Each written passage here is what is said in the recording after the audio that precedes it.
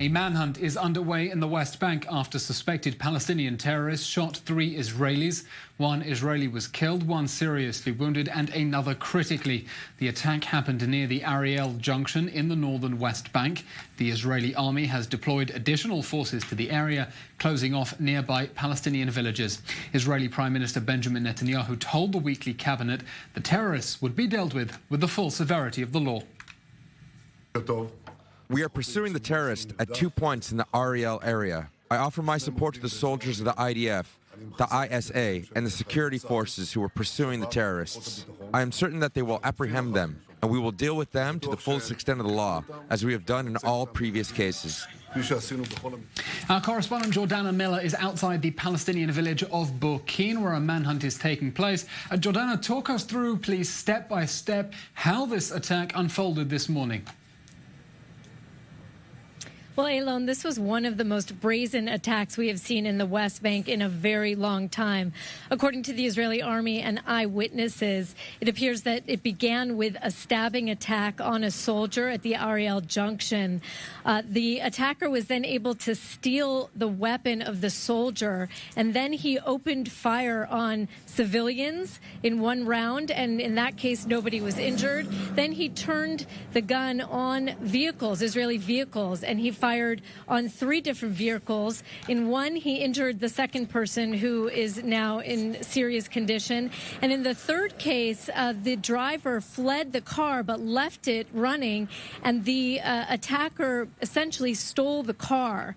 From that point, he drove to a nearby junction. According to some eyewitnesses, he might have picked up a second assailant or attacker, or someone who was helping him in the car. And there at the second junction, he opened fire once again, injuring someone else very seriously before he drove not far, perhaps a 6-minute drive to where we are now, in front of the Palestinian village of Burkeen. And that is where this Israeli car was abandoned, and on foot he fled into the village, and that is why the manhunt is here. And just a short while ago, Elon, we saw a blue car with Israeli license plates being taken out of this village, and we believe it is likely the car that was stolen.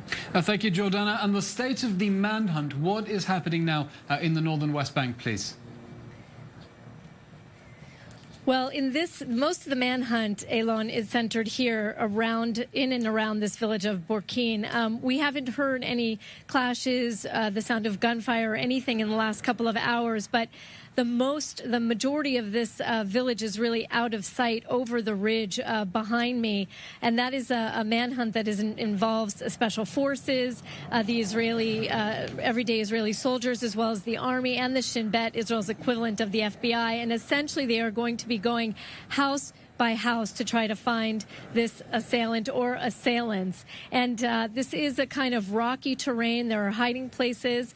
According to many people who have served in the army in this area, even many of the homes have safe places or even tunnels built in.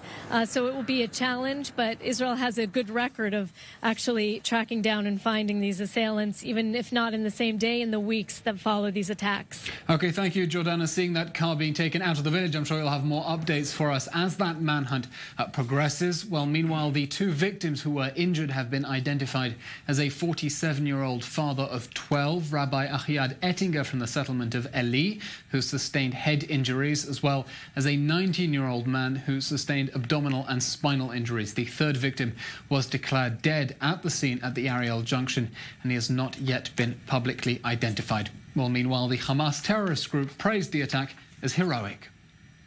This is a good quality heroic operation, and it is a normal reaction to the crimes of the Zionist enemy against our people, our land, and our sacred sites. It assures that the crimes of the occupation against Al-Aqsa and the Palestinians will only make the revolutionary young people more determined to violently confront the occupation.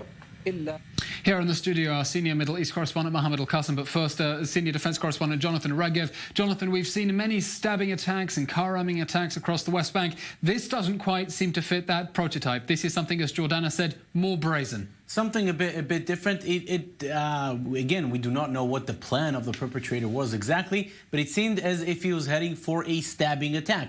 But then he was able to pick up a shooting gun and start on with a shooting spree. First at the Ariel junction where he was located, shooting at cars, eventually picking up a car and driving into another location and having another shooting attack there on the place itself. This is something that the Israeli security forces will really want to understand what exactly was the plan and how it happened. First, how he was able to grab that machine gun from the soldier, but also understand if this was some kind of a lone wolf attack, that he came out with a knife and simply was able to carry out that attack, or if there's something more behind this, if there's some kind of an organization or a cell behind this person, if there are people in that village of Burkin. We're also hearing that there are searches in another village, that of Salfit. Maybe there are people there that are helping him hide. Maybe this was something pre-planned. He knew where he was going after the attack. Many questions, at least for the moment, not so many answers. So do we have any declarations of responsibility? Anyone taking credit for this?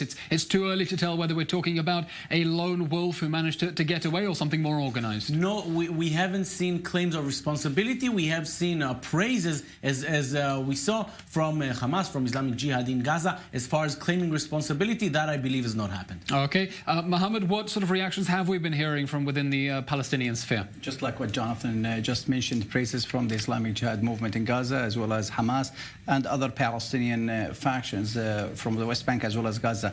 None from the Fatah movement. That's the group that is led by President Mahmoud Abbas. Normally, President Abbas and his movement, as well as the Palestinian Authority, stays away from commenting or giving any statements on such attacks, especially in the West Bank, until later when more news are out and more details are out on this attack. However, both Islamic Jihad and Hamas came out praising it. None of them, no Palestinian factions, have claimed responsibility at this point. Of course, it's impossible for the Palestinian Authority to stay out of the controversy permanently. Many Israeli political parties have criticized the Palestinian Authority's policy of paying stipends to people who are either convicted of terrorist attacks or killed in the course of terror attacks. They say it incentivizes such attacks. Keep in mind, Elon, that this attack took place in an area where it's under the Israeli military. It didn't take place in an area in the West Bank, Area A, as we refer to. There are 3 different areas in the West Bank. That policy would apply wherever the terror attack happens. That policy even in the Gaza Strip. But again, that's why the Palestinian Authority stays away from giving any details or statements until all news is out. And this area that we're talking about is under full Israeli military control, especially the villages around it. And this isn't the first time that we've seen such attack in that part of the West Bank. Last October, we've seen a similar attack take place where one Palestinian former worker of one of the factories in the industrial zone, Barkan, came in. He shot and killed 2 of his former colleagues, 2 Israelis, and ran away. He was able to hide for quite some time before he was located by the Israeli military and eventually was shot and killed. So even though we may think that this is a brazen attack, this is something that we've seen. Also, last December, we've seen a similar attack near Ramallah, where a car driven by a Palestinian assailant came so close to the Israeli soldier, shot him, came back to the car and ran away.